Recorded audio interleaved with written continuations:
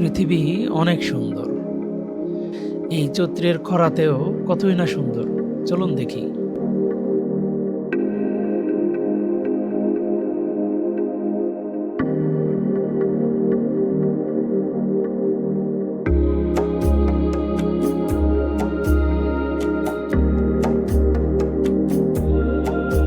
আল্লাহ নিখুঁতভাবে সবকিছু সৃষ্টি করেছেন।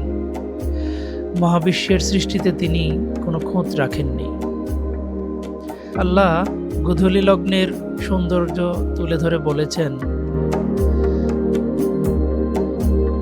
আল্লাহ বলেন, তোমরা যখন গোধূলি লগ্নে তাদেরকে চারণভূমি থেকে ঘরে নিয়ে আসো এবং সকালে যখন তাদেরকে চারণভূমিতে নিয়ে যাও, তখন তোমরা তার সৌন্দর্য উপভোগ করো। কতই না সুন্দর কথা ও নির্দেশনা। সূর্যাস্তের আঁধারে ডুবে যাওয়া পৃথিবী মন ভরে যায় এক অদ্ভুত রহস্যে।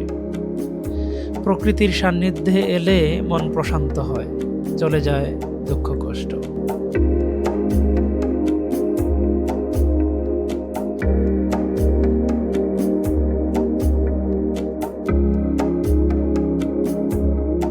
আল্লাহ বলেন, আকাশ থেকে তোমাদের জন্য বর্ষণ করি বৃষ্টি, অতঃপর আমি তা দ্বারা মনোরম উদ্যান সৃষ্টি করি।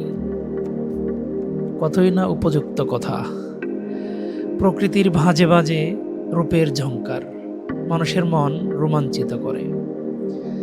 ভ্রমণ আমাদেরকে নতুন অভিজ্ঞতা এবং দৃষ্টিভঙ্গি দেয়। এটি আমাদেরকে জীবনের বিশালতা অনুভব করতে সাহায্য করে।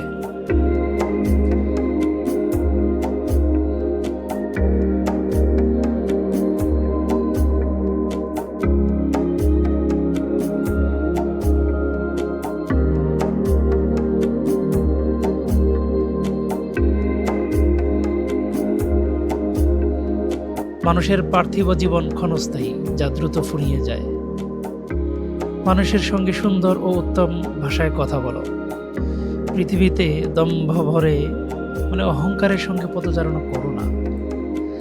আল্লাহ তার অতুলনীয় সৃষ্টি কুশলতায় মহাবিশ্ব সৃষ্টি করেছেন। তাই আল্লাহর সৃষ্টি ভারসাম্যপূর্ণ ও সুনিপুণ।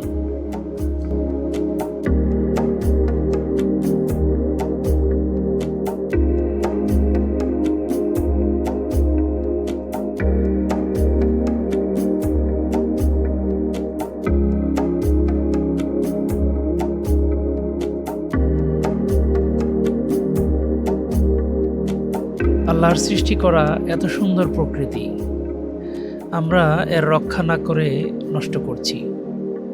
আসুন পরিবেশ দূষণ বন্ধ করি, প্রকৃতি বাঁচাই, যা আমাদেরই উপকারে আসবে। ধন্যবাদ।